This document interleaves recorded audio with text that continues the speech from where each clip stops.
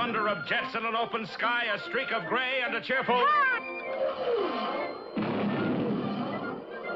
A loop, a whirl, and a vertical climb, and once again you'll know it's time for the adventures of Rocky and Bullwinkle and friends. Starring that supersonic speedster, Rocket J. Squirrel, with his pal Bullwinkle the Moose, and a host of others. Hurry, Bullwinkle! The show's about to start! I'm coming as fast as I can. Wave to the people! Yay! Now what are you doing? Signing autographs. Let's see. John Smith. But your name is Bullwinkle. I know, but that's hard to spell.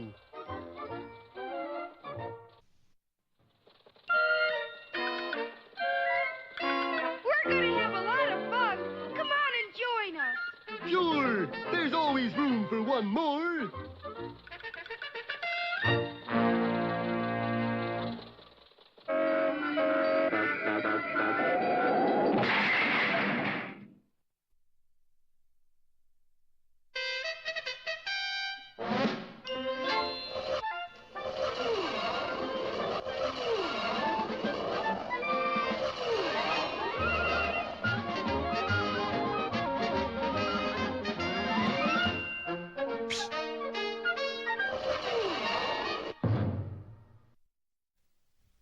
Our story opens today at the Slick Observatory, where an international group of scientists, eggheads and double domes, were meeting to dedicate the new giant 1,000-inch telescope. The chairman, Sir Newton Fugg, was presiding. Today we will prove once and for all that there can be no life on the moon. Dr. Milton Nudnik, Egghead of the Year, was given the honor of the first peek. What do you see? I see two moon creatures. Impossible! The scientists rushed to the eyepiece, and incredibly, Nudnik was right. Why, it's a moon moose. And he's signaling us. What does he say? He says, "Here we come, ready or not." Sure enough, a strange rocket ship had left the moon and was heading straight for the Earth. The word spread in a flash. Extra, extra, moon men to invade Earth. President declares emergency. Now hear this. This is Dorson Bells speaking. The moon rocket ship is nearing the Earth. This invasion is not a play, I repeat, not a play. Please feel free to panic. And some people did panic. Stores closed, houses were shut up tight. Everywhere, panic reigned. What's the headlines, George? Invasion from moon. So what else is new? Meanwhile, at Washington Airport, the newly appointed ambassador to the moon, Krevny Blatt, and other dignitaries and diplomats were waiting for the strange craft to land. Here it comes. The rocket ship had made a perfect one-point landing, and while all eyes watched expectantly, the hatch opened. Welcome, moon people. You dig 'em Earth talk? Bullwinkle, they think we're moon people. They do? Then take me to your president. No, we gotta tell him the truth. Gentlemen, I'm Rocky the Flying Squirrel. And I'm Bullwinkle the Moose. And we're both from Frostbite Falls, Minnesota. Minnesota? You mean you've been to the moon and back? Why, they've discovered a great new rocket fuel. And so to a hero's acclaim, our adventurers told their strange and incredible story. It seemed that just days before, in their little house in Frostbite Falls, Bullwinkle had been baking a quick-rising cake according to his grandmother's old recipe. But the first layer had risen a little faster than they'd expected. And the next thing they knew, the stove had been blown clear to the moon. Well, they had to get it back. Sure, we still owe 2 payments on it. And so the boys put together their version of a spaceship and used the second layer of that extraordinary cake to propel them to the moon. And the third layer blasted us back. That cake batter must be a revolutionary rocket fuel. My boy, you must make more of that cake for your government. Bullwinkle, you're gonna be a famous scientist. Well, after all, I am a graduate of MIT, the Moose Institute of Toe Dancing. Unfortunately, our boys wouldn't have been so happy had they overheard 2 notorious spies. You hear, Natasha? First get the formula and then kill the moose or vice versa. And so a short while later, the new director of guided mousels was interrupted by... Hello, you great, big, wonderful moose. Why, that's right neighborly of you. You will give me Grandmama's recipe? What for? Well, I hope to be a grandmama myself someday. I'd love to, but in the explosion, I only saved half my recipe. I know how much, but not what of. Natasha's friend then did a very unneighborly thing. Darling, will you please hold this package for me? Well, I'd planned to leave in a couple of minutes. Don't worry, you will. Sounds like a clock. Bullwinkle's steel-trap mind had done it again. It was a clock, only attached to 14 sticks of dynamite, and it was wired to go off in 30 seconds. Don't miss tomorrow's exciting episode, Bullwinkle's Ride or Goodbye, Darling.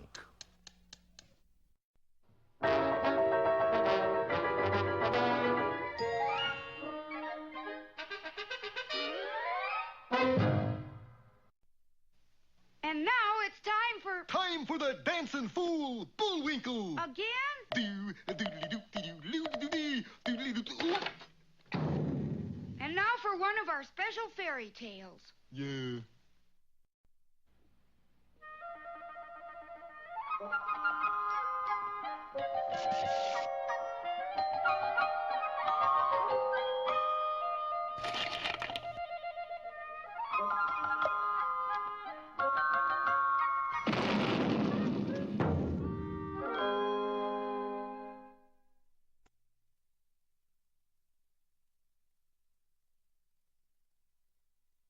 It all started out with a plant, a variety of European bellflower used in the making of salads. The plant is called rampion. This plant grew in a beautiful garden belonging to a mean witch whom everybody feared. Unfortunately, the rampion could be seen from a little hut belonging to a peasant and his wife. Every day, the wife, who was to have a baby, she'd sit by the window and gaze at the rampion. Darling, I know this sounds fantastic and utterly absurd, but I have this uncontrollable desire to have a salad made from that European bellflower. You know, rampion. You mean those weeds there? Rampion, dear. And I fear I must have some or I shall surely die. All right, dear. If it's rampion you want, rampion you shall have. And so the husband sneaked to the garden wall, peered over the top, and leaped into the garden of the witch. Rampion schmampion. It still looks like weeds to me. Whoops. Halt! You cannot move! You know, you're right. You have come into my garden like a thief. Alas, be merciful. I'm only here because my wife sees your rampion. I think I'll turn you into a toad. And has such a longing for it that she would die if she could get no rampion. If that's true, you can take away as much rampion as you like, but on one condition. You must give me the child which your wife is about to bring into the world. In his fear, the husband consented to everything, and when the baby was born, the witch appeared, gave it the name Rapunzel, which is short for rampion, and took the little infant away with her. Rapunzel grew into a beautiful child. She played in the woods and was very careful of her long hair, which she would comb day after day. When she was 12 years old, the witch shut her up in a tower. It had neither staircase or door, only a small window. Matter of fact, there was only one way to climb up the tower. Rapunzel, Rapunzel, let down your hair,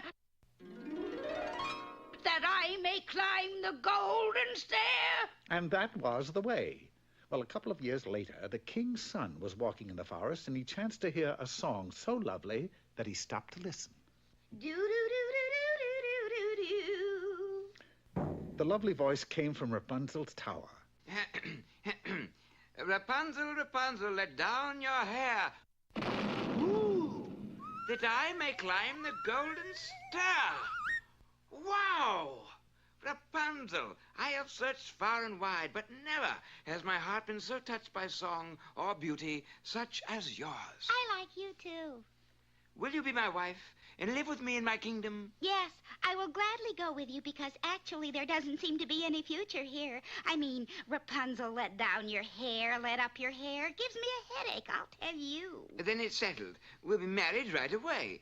Just let down your hair and we'll be off. Aren't you forgetting something? No. What? Me. If I let down my hair, how am I to get down? Ah, that's right. Well, I think you'd better go now. The witch will soon return. Oh, don't worry, Rapunzel. I'll think of something. Whoops! Oh, you've come to fetch your lady love. Where you goofed. You'll never see her again.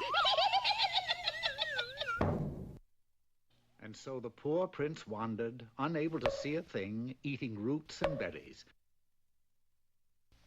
Meanwhile, back at the tower... Oh, you wicked child. I thought I'd separated you from the world, yet you deceived me just for that. Well, now you've done it. We're both stuck here now. Aren't you forgetting? And so poor Rapunzel was left to live in the tower all alone and in great poverty. The poor prince wandered about in the forest for 2 years.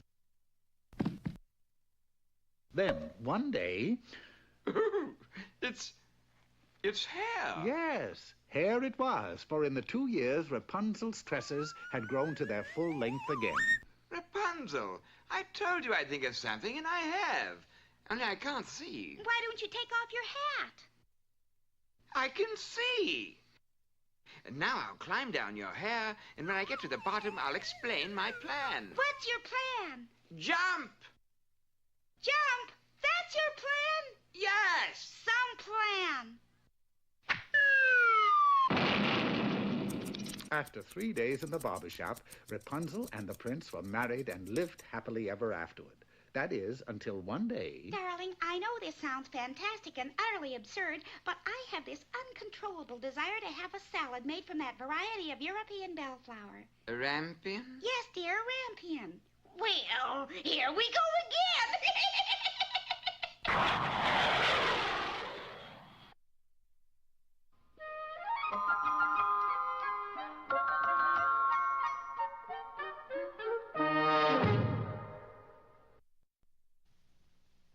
Today's lesson is mighty important, remember? Bullwinkle is a... Not that lesson. This lesson. And now for a more serious note on our program, we bring you the Poetry Corner. Hello there, poetry lovers. Today's poem is the well-known favorite, The Swing by Robert Louis Stevenson. How do you like to go up in a swing? Up in the air so blue. Oh, I do think it the pleasantest thing every child can do. Up in the air and over the wall, till I can see so wide. Rivers and trees and cattle and all, over the countryside. Till I look down on the garden green, down on the roof so brown. Up in the air I go flying again, up in the air and down. How do you like to go up in a swing? Up in the air so blue? Oh, I do think it the pleasantest thing ever a child can do. And now... Hey, Rocky, watch me pull a rabbit out of my hat. But... See? Nothing up my sleeve. Presto! Wrong hat. And now it's time to meet Mr. Peabody.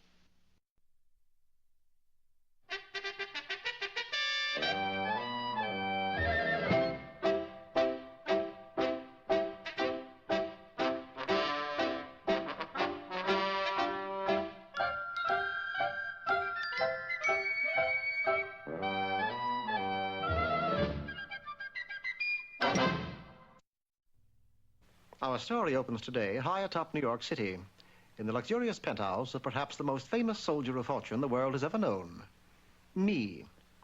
How do you do? Excuse the position, just practicing my yoga. Well, now that you're here, we may as well get to know each other. My name is Peabody. I suppose you know yours. I guess you're wondering about this contraption. It belongs to Sherman. He's my boy. Here, Sherman. Here, boy. Shake hands. Say hello. Hello. Smart as a whip, isn't he? Now about this amusing little gadget. The story really starts with me, naturally. As a youth, I was just an average genius, the puppy prodigy, they called me. Got my degree at Harvard when I was 3, Wagner cum laude, of course. Then a brief period in the Foreign Service. I speak 8 languages fluently, all at once, that is, including English. Then a few research projects for the government, and I dabbled in the stock market, where I was known as the Wolf of Wall Street. But somehow I felt that something was missing in my life, so I made up my mind to get a boy. I looked high and low, but couldn't find one that met my high standards. Then one day, while watching some boys at their innocent play, I spotted Sherman. My heart went out to him. I'm always pulling for the underboy. I dismissed the others, and Sherman followed me home. He wasn't at all what I was looking for. Oh, he looked at me with those big brown eyes, but I was firm. I took him home. This is where you live? Yep, that's been home sweet home all my life. Where have you been, you little brat? Just visiting. Get in here. One moment, sir. And what do you want, mutt? The name, sir, is Peabody, and I intend to adopt this boy. Naturally, the newspapers made a big thing of it. Extra, extra, dog to adopt or I had to submit references. So I got some old friends to write letters. Then, of course, I was investigated thoroughly. My background was unimpeachable. Still... But he's not a fit person to bring up a boy. In fact, he's not even a person at all. Your Honor, I consider that an excellent recommendation. And I finally got Sherman. This court can see no reason why, if a boy can have a dog can't have a boy. Daddy! Sherman, let's get one thing clear. I will never submit to being addressed by that ridiculous name. You will call me Mr. Peabody. Or, when speaking informally, simply Peabody. Yes, Mr. Peabody. So, that was that. But I soon found it's next to impossible to raise a boy in an apartment. Guppies, yes, but a boy, no. They need running room. So I built this for Sherman's birthday. Happy birthday, Sherman. Gee, thanks, Mr. Peabody. Well, what is it? Well, actually, it's a time machine. I call it a Wayback. We just set it, turn it on, open the door, and there we are. Or were, really. Puribus delenda est, in tres partes argentum sum. What did he say? What did he say? Well, that's simple. He said, oh, never mind. I'll fix it. So, friends, for a goodbye in a new or used chariot, it's Publius Maximus the Grinning Gaul. It sounded better in Latin. Can we go somewhere else? Of course. With this key, friend. Mr. Franklin, the lightning! I intend to demonstrate the principle illustrated by the storage properties of the Leyden jar. BF, the lightning is... Gee, we couldn't get a word in edgewise. I know. A few more adjustments, and behold, not a time machine, but a should-have-been machine. Observe. With this key, friend... Mr. Franklin, your kite is going to be struck by lightning. Oh, really? It's nice to be a part of history. But all in all, it's just the thing for a boy in an apartment. Eh, Sherman? Well, I thought it was. Of course, he's only a boy, and... Mr. Peabody, that's the nicest present anybody ever had. Yes, of course, Sherman. No doubt about it. Every dog should have a boy.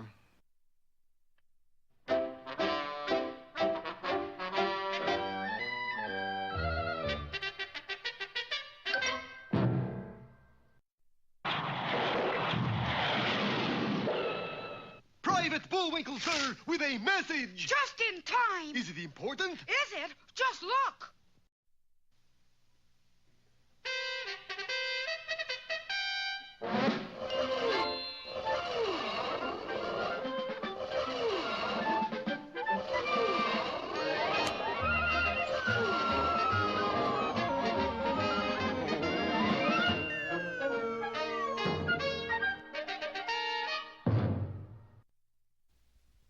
You remember how surprised the world's scientists were when they looked through their 1,000-inch telescope and saw Rocky and Bullwinkle flying back from the moon. But when the boys made their one-point landing, the explanation was ridiculously simple. Bullwinkle had tried to bake a quick rising cake from his grandmother's recipe. The result, naturally, was the world's most powerful rocket fuel. Bullwinkle was immediately ordered to go to work for the government to duplicate the recipe, which unfortunately had been torn in half in the explosion. Yeah, I know how much, but not what of. Everybody was interested in the result, including two notorious spies, Boris Badenov and Natasha Fatal. Failing in their attempt to get the formula, they decided to do away with the moose. So Natasha handed him a ticking package containing 14 sticks of dynamite, wired to go off in 30 seconds. I'd planned to leave in a couple of minutes. Don't worry, darling. You will. But as Natasha tried to open the door, she found it had been locked behind her. The key. Where's the cotton-picking key? Oh, the key. Well, I got it here somewhere. 18 seconds. 17. 16. Let's see. Here's the key to my locker at PS 84. Hurry up, please. Key to my hope chest. It's little, 'cause I'm kind of hopeless. I must go quickly. I'm doing my level best. 12, 11, 10. 3 trunk keys, in case I ever grow a trunk. Time is running out. 8, 7, 6. Hey, that one belongs to the Frostbite Falls Volunteer Fire Department. Yeah, wonder how they're starting the engine these days. Give me my package, you fool. 3, 2, 1. That's what I like. Precision timing. A few minutes later, Bullwinkle found the right key, and the furious Natasha left to meet her partner in crime. Boris promised to meet me here. Where is he? Oh, there you are, darling. What do we do next? We do what any intelligent, self-sufficient spy with real initiative would do. We wait for instructions. Meanwhile, the fact that Bullwinkle's rocket fuel was made from his grandmother's fudge cake recipe was having a great effect on the whole country. Top scientists discarded their most complex apparatus. Erwin, go get me an 8-inch cake tin and a set of cookie cutters. Colleges changed their course of study. This year, gentlemen, we will study atomic structure, nuclear physics, and fudge making. The effect spread to other countries. But you are top nuclear physicist. How come you are sent to Siberia? My biscuits were too heavy. In the USA, grandmothers rose to national prominence. As advisors to the president, It's raining. You'd better put on your rubbers. as scientists, I'd like you to meet our new head of research and development. Hello, boys. even bathing beauty contests took on a new look. Grandmothers reigned supreme. In their own laboratory, Rocky and Bullwinkle were still hard at work. Here's the latest one, Rocky. Will it make a good rocket fuel, Bullwinkle? Well, I don't know, but it'll sure make a dandy lunch. The boys wouldn't have been so happy if they had chanced to look behind them, for at that moment, a scaly green hand was raising a strange weapon and pointing it right at their heads. Don't miss the next exciting episode, Bullseye Bullwinkle or Destination Moose.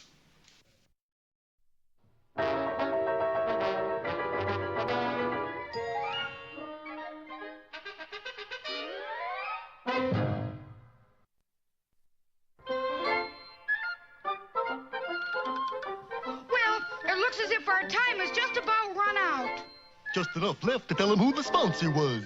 You got the credits, Bullwinkle? All on this itty-bitty card. Oop.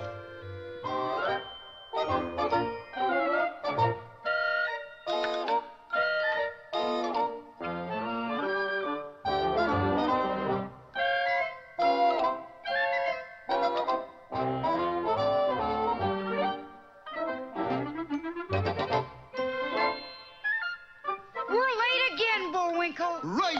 Bye now. See you next time.